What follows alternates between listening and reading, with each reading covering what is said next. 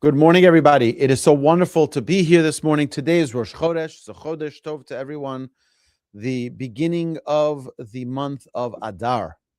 And we know we say Mishenichnas Adar, when the month of Adar comes in, Marbin B'Simcha, we increase in joy. It's a time of tremendous happiness. But I want to just focus a little bit on what is really going on with Haman, with the whole story of the Jewish people in that generation and how it's relevant for us today. So we know, who was Haman? Haman was a very, very, very successful individual. And the Torah, the Talmud asks an important question. The Talmud says, from where do we know about Haman in the Torah? From where do we know about Haman in the Torah? So the verse the Talmud brings is Hamin Had It ALL, which is from the tree that Adam and Eve ate. It says Hamin, which is the same letters as Haman. Oh, that's so cute. That's where it says Haman in the Torah. What does one have to do with the other? What does one have to do with the other? And it's very important for us to really look into this, because I think one of the most beautiful is in chapter 3, verse number 11. Who told you that you are naked? Have you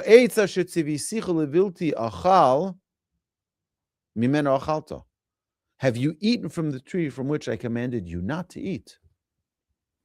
Okay, so from the Hey Mem Nun, which is the same letters as the name of Haman, Hey Mem Nun, oh, that's a hint from the Torah. And we all know that this cannot be the actual reason, because they share the same letters. Doesn't really mean that much. Come on, what's going on here? So let's look at Haman and let's see his character a little bit. So he was probably the number one guy that everyone looked up to. You know, the king is a little bit out of our league, but the guy that we can relate to is Haman. He was the wealthiest. He was the most powerful. He had the king's signet ring. Whatever he wanted, he did. He was the wealthiest. He had the most children. Everyone had to bow down to him. Like literally whatever you can possibly imagine, this guy had. And what does he say about seeing Mordechai? Everything that I have is not worth anything. Why? Because there's one thing I don't have. What's the one thing I don't have? I don't have Mordechai. Mordechai is not bowing down to me. And as so long as Mordechai is not bowing down to me, all of this is worthless. Right? If you look at the verse in chapter 5, verse number 13. And all of this is not worth anything to me. As long as I see Mordechai sitting at the king's palace and he's not bowing down to me, all of this is not worth anything. And it's the most astonishing thing. How is it possible that you have all the money in the world, right? You have a beautiful, huge family. You have the king's signet ring. I mean, anything you can possibly imagine you have. But one guy doesn't bow down to you, and you're all turned into a pretzel. Nothing is worth anything for me. It's not worth anything. It doesn't make any sense. We've discussed many, many times the key to happiness. And the theme of the month of Adar is happiness. The entire theme of the whole month is how do we increase more and more and more in happiness. My dear friends, we have to see how this connects to Adam and Eve. It's a very similar theme that you have by Adam and Eve. What happens by Adam and Eve? Turn all the way to the beginning of the Torah. It's an amazing thing. Hashem comes to them in the Garden of Eden. And what does Hashem say to them? Hashem says, eat from everything that I've given you. Eat from everything. Except one thing. Eat from everything. He says over here.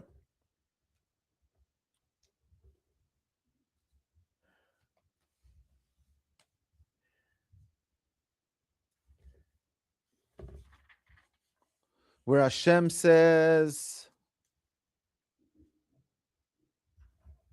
the first command in the Torah, first command, enjoy everything. It's all for you. Vayitzav Hashem Elokecha es ha'adam lemar, and Hashem commands Adam and Eve as follows: Mikol eitz hagan achol tochel. Eat from everything. You've got it all. The whole world is yours. You literally have everything. Me'etz hadas tov hara lo sochal, except one thing, that tree. Just from that tree, don't eat. That one thing he didn't have, Haman, that one thing is in the nature of mankind. The one thing we don't have is that one thing that we want. Why? Because we're missing proper perspective. Instead of looking at what we do have, we look at what we don't have. Have it all. You have the family, you have the children, you have the money, you have the success, you have the fame. You think about it. Like, people say, like, I want to be famous.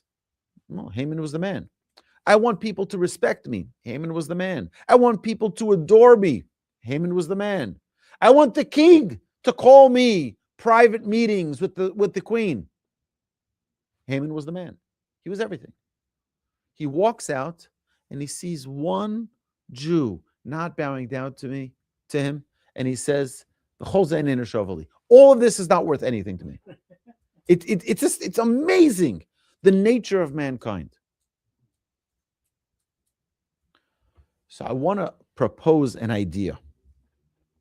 We say, Mishenichnas Adar, Marbe Misimcha. When we enter into the month of Adar, we increase in joy. I want to propose the following idea. Adar is Aleph, Dar. Aleph is referring to Hashem. When we get into the frame of mind and recognize internally that Aleph, Dar, that Hashem lives within us, Marbe Misimcha, that's when you increase in joy. When you increase in joy, when you realize that everything that Hashem wants you to have, you have. And what he doesn't want you to have, he just doesn't give you.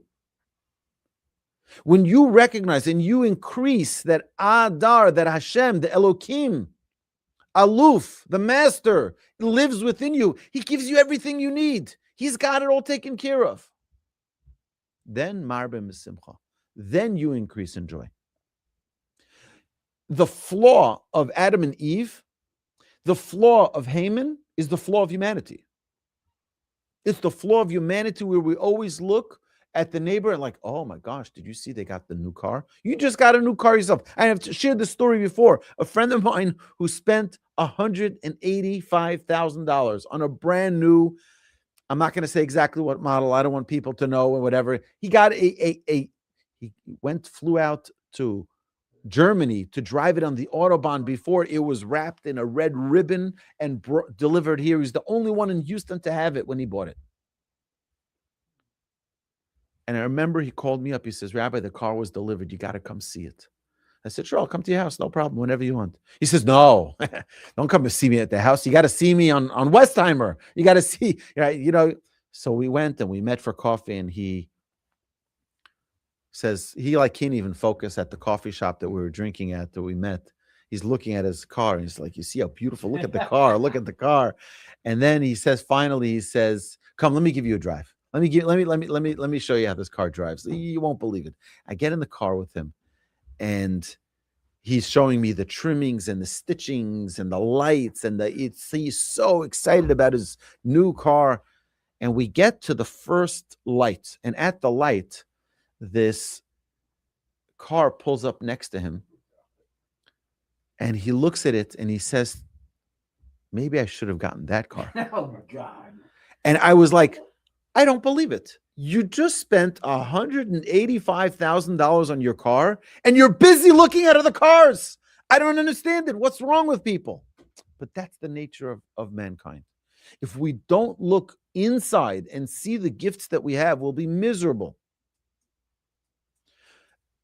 Haman looked outside. What's the one thing I don't have? I don't have Mordechai bowing down to me. Oh, Nothing is worth anything to me. Nothing. Nothing is worth anything to me. Really? Nothing is worth anything to you? Not your wife, not your children, not your wealth, not your prestige, not your close relationship with the king. Nothing is worth anything to you. It's an exact parallel of Adam and Eve. Haman, Hamin Had It ALL, from that tree, that one tree that God said you can't eat. Haman was the same thing. The Talmud knows what it's talking about. When it relates, where is Haman in the Torah? That's exactly where Haman is in the Torah. It's when we look outside and don't look inside. If we want the key to happiness in the month of Adar, there's one thing we need. Look inside. See the gifts that you have. Aleph Dar. The Master lives within you. God is within each and every one of us. God gives us what we need. God grants us everything that we need. That's why jealousy is such a terrible trait. It's one of the big 10 of the 10 Commandments. We read it a week and a half ago. On Shabbos, we read the 10 Commandments. Lo Tachmod. Don't be jealous. You know why? Because being jealous means I don't believe in God's plan. Being jealous means I think I need to have that. God doesn't. If God thought I needed it, he would give it to me. But he didn't. He didn't give it to me because he's the master of the universe. And our sages say that they connect. We mentioned this, that the first command of Anochi Hashem Elokecha, I am Hashem, your God, who took you out of Egypt, and the last command link together. Do not covet. Hashem, if he wanted you to have it, he would have given it to you. We have to look inside. If Aleph Dar, if God resides within you, then Marbin Mesimcha. Mishenichnas Adar, when we look inside, then we see that Hashem is in control. Hashem has got it all covered. We have nothing to worry about. Hashem is there for us every single day of our lives. We have everything we can possibly dream for and more, because that's what Hashem wants us to have. My dear friends, Hashem should bless us all that this month of Adar should be the month where we have the most incredible revelation of all the goodness that Hashem has provided for us and continues to shower us with. We all have something we can complain about when we look out. We all have nothing to complain about when we look in. When we look in and we see that God is within us every single moment, we have every single thing that we can possibly dream for, then Marbe Mesimcha, Hashem should bless us with an incredible new month of Adar filled with joy and happiness. Amen.